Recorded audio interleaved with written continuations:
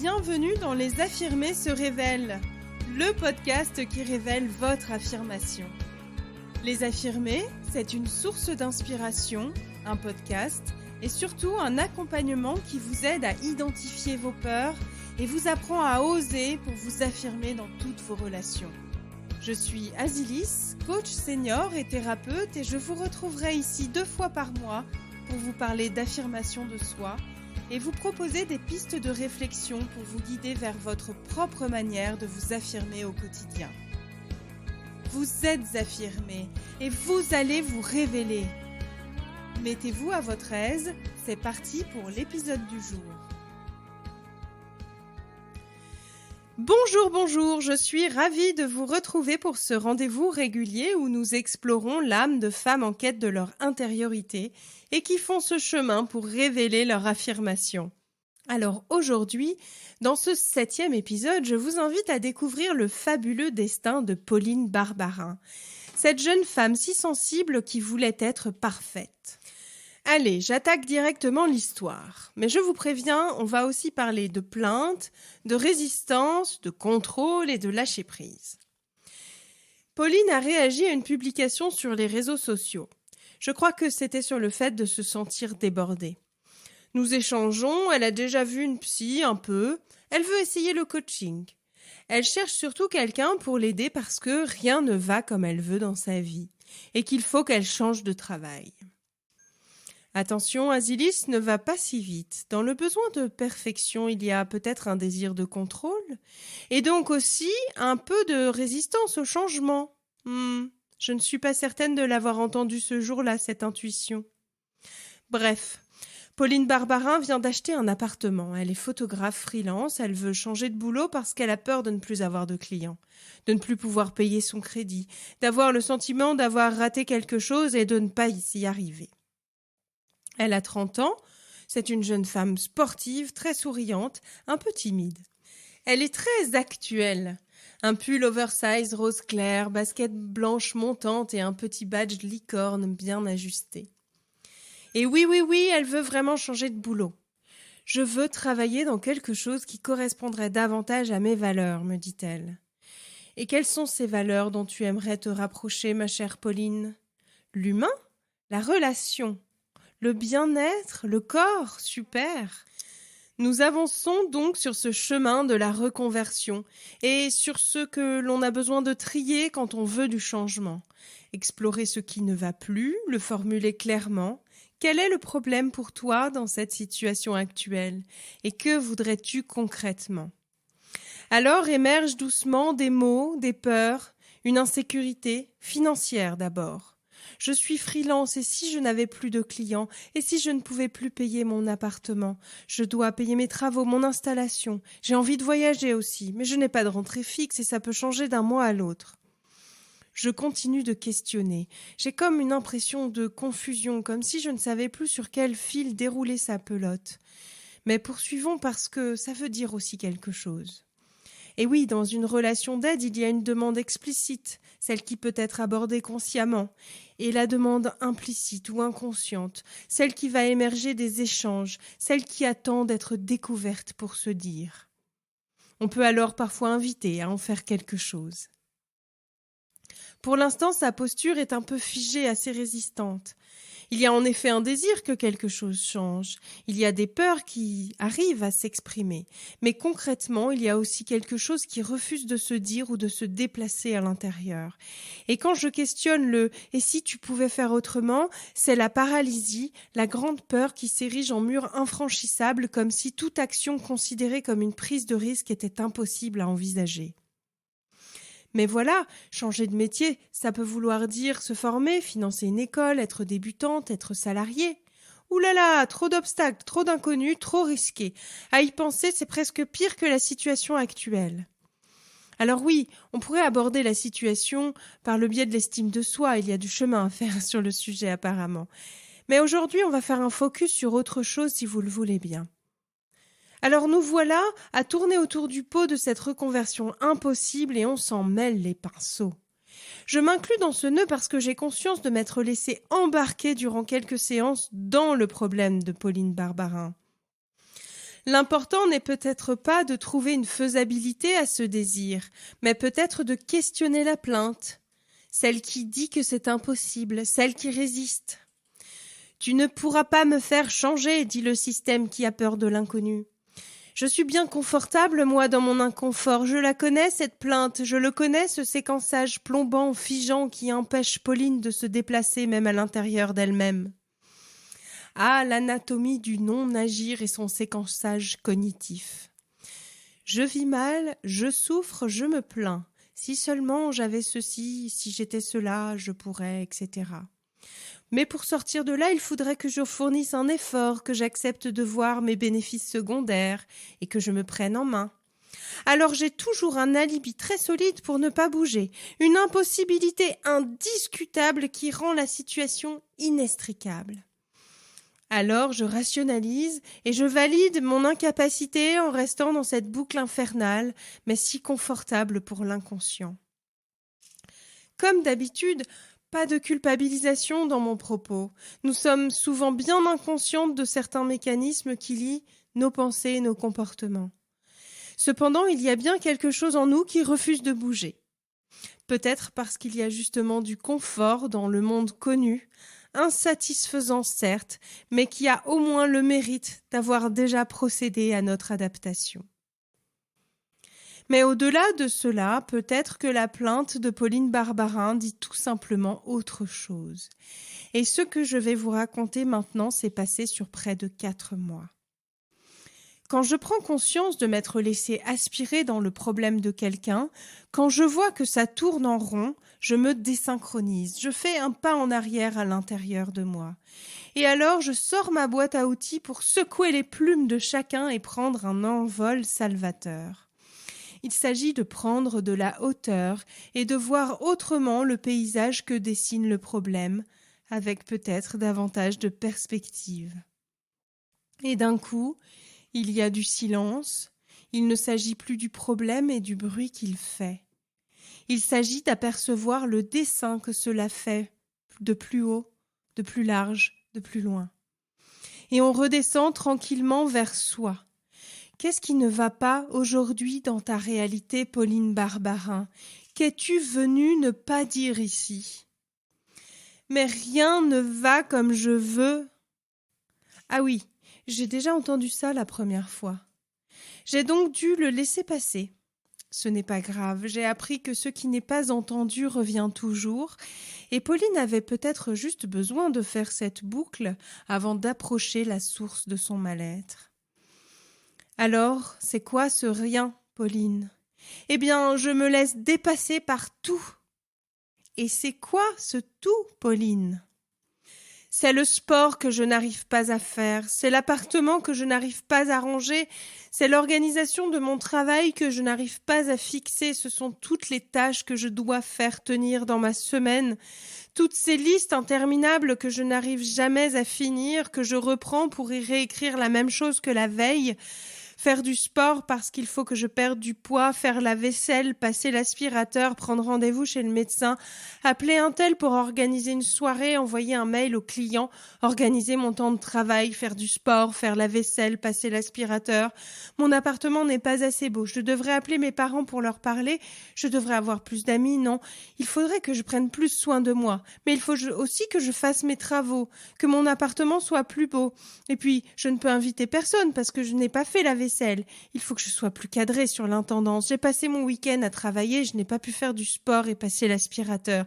Je suis mal organisée. Je ne dois pas savoir comment faire.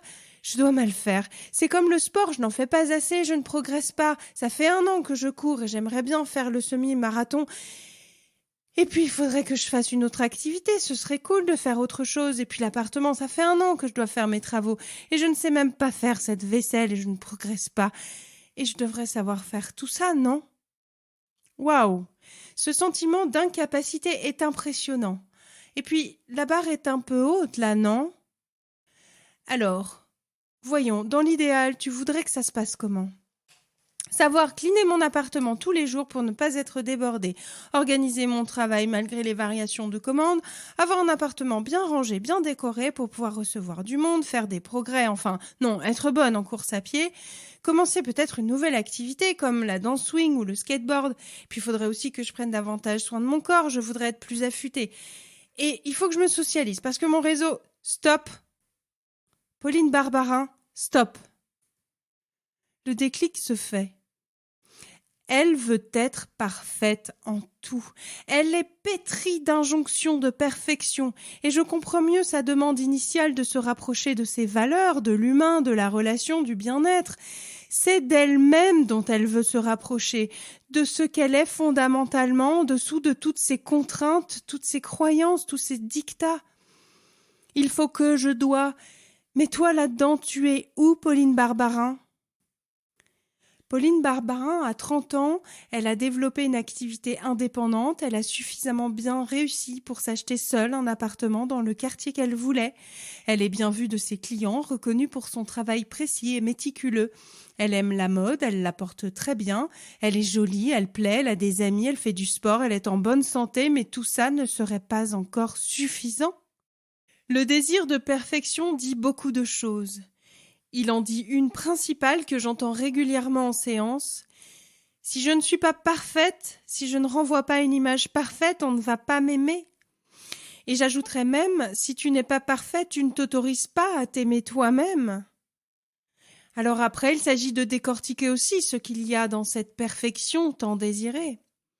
En fait, ça parle beaucoup de l'image de soi en fonction du regard des autres et de son propre regard. L'image de soi, c'est une des composantes de l'estime de soi. C'est la capacité à voir de manière plutôt positive que l'on est doté de qualités, de valeurs, de potentialités, pour se renvoyer une image suffisamment bonne. C'est aussi accepter d'avoir des limitations et peut-être même des fragilités. Mais parfois, on a reçu des injonctions très fortes de nos parents, de notre milieu, et on a construit malgré soi un fort désir de reconnaissance, parfois associé à un désir de performance. En plus, c'est une tendance assez obsédante dans notre société actuelle, et les réseaux sociaux y jouent une grande part d'ailleurs. Dans un tel contexte, on peut placer la barre absolument trop haute. Si le sujet de l'estime de soi vous intéresse, je vous invite à approfondir la question en écoutant un épisode entier sur le sujet. C'est le 3e épisode du podcast que vous trouverez sur votre plateforme d'écoute ou sur le site internet lesaffirmés.fr. Je passais rapidement tout à l'heure sur toutes les aspirations de Pauline, mais vous avez compris que si on l'écoutait, il aurait fallu que son appartement soit rangé et décoré comme un magazine d'architecture intérieure, en moins d'1 an et avec des travaux réalisés toute seule, parce que ce serait quand même génial de prouver qu'elle peut y arriver. Et puis son travail où elle doit s'ajuster constamment, il faudrait qu'elle trouve une organisation millimétrée et fixe qui lui permette de planifier à la minute le fait de s'occuper de son intendance, de ses soins bien-être et de son sport pour sculpter davantage son corps, qu'elle puisse courir un semi-marathon les doigts dans le nez. Et en plus, il faudrait qu'elle ait une vie sociale épanouie, une relation au top avec ses parents et qu'elle ne se sente pas du tout débordée par tout ça. Alors là, il y a plein d'endroits à explorer pour l'accompagner. Et il y a certainement des choses qu'elle pourra améliorer dans son quotidien. Mais l'important, la source de tout ce mal-être, ce sont bien ses croyances, en premier lieu. Qu'est-ce qu'elle met dans ce besoin de prouver qu'elle est forte, qu'elle est parfaite ? Quelles sont-elles concrètement, ces croyances ? D'où viennent-elles ? Et puis, son estime d'elle-même, bien sûr. Comment apprendre à s'aimer et s'accepter avec ses limites, ses fragilités, sa vulnérabilité. S'autoriser à être, tout simplement, dans son imperfection, dans ses contradictions, et peut-être aussi apprendre à lâcher prise petit à petit, à s'en foutre davantage. Parce que j'en ai peu parlé aujourd'hui, mais il y a aussi beaucoup du regard de l'autre, de la peur du jugement. Être parfaite pour ne pas donner à l'autre l'occasion de lui renvoyer une image négative qui viendrait percuter l'estime de soi trop fragile. Apaiser les peurs, regonfler l'amour de soi et respirer. Tout va bien. Vous connaissez certainement l'expression « control freaks ». Elle est apparue dans les années 70 aux États-Unis. Bon, ok, c'est vraiment l'extrême du perfectionnisme, mais ça peut partir du même endroit en soi. Des peurs, des croyances et du manque d'estime de soi. Il y a quelque chose à l'intérieur qui a peur de lâcher prise, de s'effondrer même. C'est donc bien signe que ce n'est pas très solide. Et je pense alors aux propos de Roland Gori, psychanalyste et écrivain, qui dit cela. Chaque société a la pathologie qu'elle mérite. Les contrôles frics conviennent à notre civilisation capitaliste qui rationalise les conduites pour optimiser la production et le rendement. L'individu entrepreneur de lui-même se conçoit comme une micro-entreprise libérale autogérée, ouverte à la concurrence et à la compétition sur le marché des jouissances existentielles. La passion du contrôle correspond très bien au goût de notre époque. Aujourd'hui, les perfectionnistes et autres contrôle frics sont des gens presque bien vus inconsciemment. Eh oui, ils s'en sortent apparemment bien avec toutes ces injonctions. Très performants, très volontaires, très organisés, ils en deviendraient presque culpabilisants. Mais souvent, à force de vouloir réussir partout et protéger leur vie de tout risque, ils peuvent tout simplement passer à côté. Les emplois du temps millimétrés ne laissent que peu de place pour la rencontre, la surprise, voire la poésie. Les psys le disent. Après s'être contraints avec des années de contrôle d'eux-mêmes, après avoir tenu leurs propres rênes extrêmement serrées, il arrive un moment où ça ne tient plus. Malgré tous mes efforts, ça n'a pas marché comme je voulais. Le perfectionnisme et le contrôle sont bien deux aspects différents, mais ils se manifestent fréquemment de concert, et l'un et l'autre peuvent devenir très pénibles. Ils se mettent en œuvre sur des plans différents et à différents degrés selon les personnes. Au travail, dans le couple, sur l'organisation logistique, l'intendance, l'emploi du temps, l'apparence physique, etc.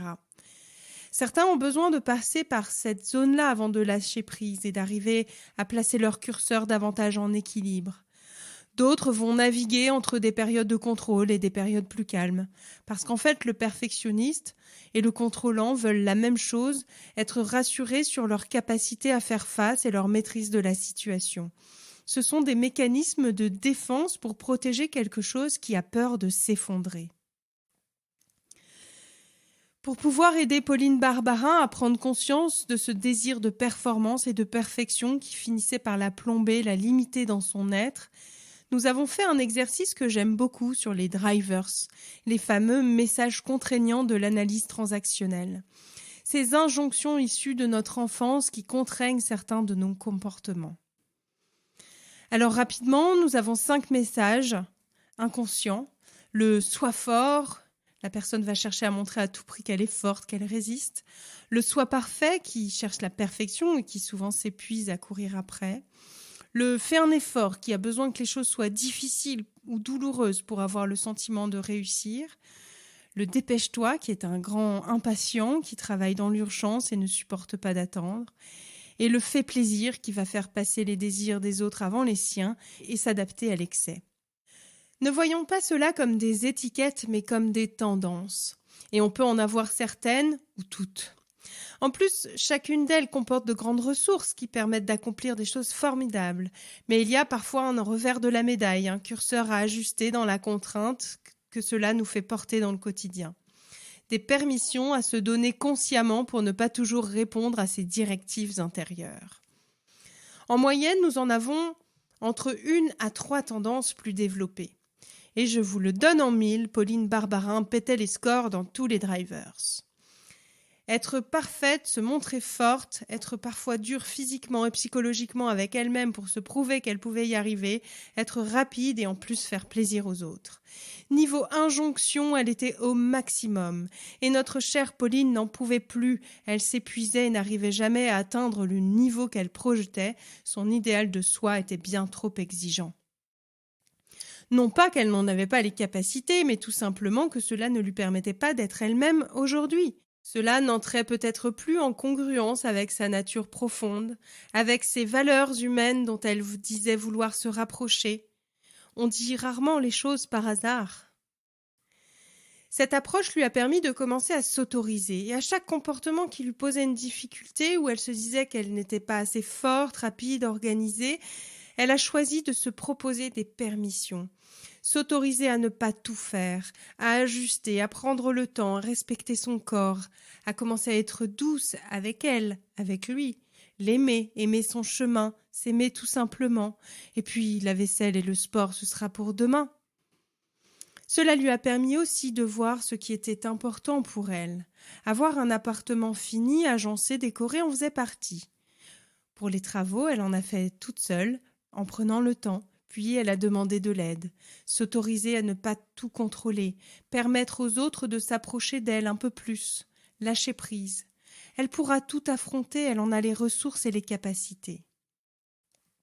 J'ai accompagné un homme sur ce même sujet et lui, sa croyance, c'était que s'il lâchait son perfectionnisme, il serait moins ambitieux et se laisserait aller.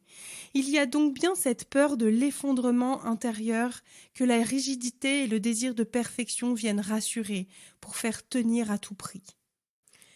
Et pour en revenir à l'affirmation de soi, dans ce double mouvement extérieur-intérieur, il s'agit bien de renforcer, solidifier ce qu'il y a à l'intérieur de soi, pour pouvoir appuyer son être et trouver un juste équilibre, une vraie souplesse entre ses besoins, ses désirs, ses ambitions, le dépassement de soi, les contraintes que l'on accepte ou non, pouvoir les choisir en conscience peut-être. Et vous avez entendu ? Pauline Barbarin n'a plus reparlé de son désir de changer de métier. Ce n'est pas qu'elle ne le souhaite plus, il est juste peut-être reporté un peu dans le temps. Elle est bien là dans sa vie.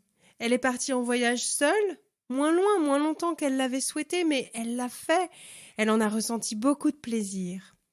Elle se sent bien dans son appartement aussi. J'ai vu des photos, c'est vraiment tout joli. Et puisqu'elle avait déjà des clients, elle a continué à en avoir. Et elle a tenté de nouvelles activités sportives, mais sans se mettre la pression, en apprenant à profiter de ce qu'elle vivait, là, maintenant. Oh, on ne change pas tout du jour au lendemain non plus, les baguettes magiques sont bons pour les comptes. Quand je vous parle de personnes qui vont mieux, c'est souvent qu'elles ont plus conscience de ce qui se passe en elles et qu'elles ont les ressources pour trouver leurs propres solutions. Elles ont été rassurées, elles ont posé des mots pour dépasser leurs blocages. Il y en aura peut-être d'autres, des blocages, et il y aura des jours où ça ira moins. L'être humain a cette capacité à faire et défaire ses tourments, à replonger pour explorer à nouveau. Mais heureusement, il y a de très belles étapes. Et celle où on s'autorise à lâcher prise, à se foutre un peu plus la paix, fait un bien fou. Ma chère Pauline Barbarin, je t'envoie un petit cœur coréen, et je souris déjà que tu te reconnaisses.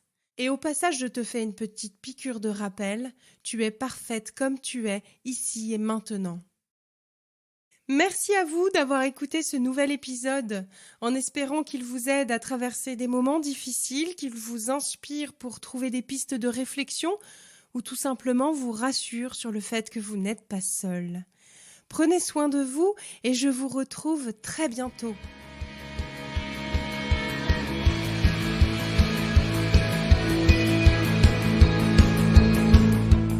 Merci d'avoir suivi cet épisode du podcast Les Affirmés se révèlent. Je vous invite à partager avec nous vos expériences en commentaire. Vous pouvez aussi poser vos questions. Je me ferai un plaisir de répondre à chacune de vous. Vous pouvez également le partager autour de vous et suivre les publications et actualités des Affirmés sur Instagram et YouTube. Je vous retrouve très bientôt dans le prochain épisode. C'était Azilis. Vous êtes affirmés et vous allez vous révéler.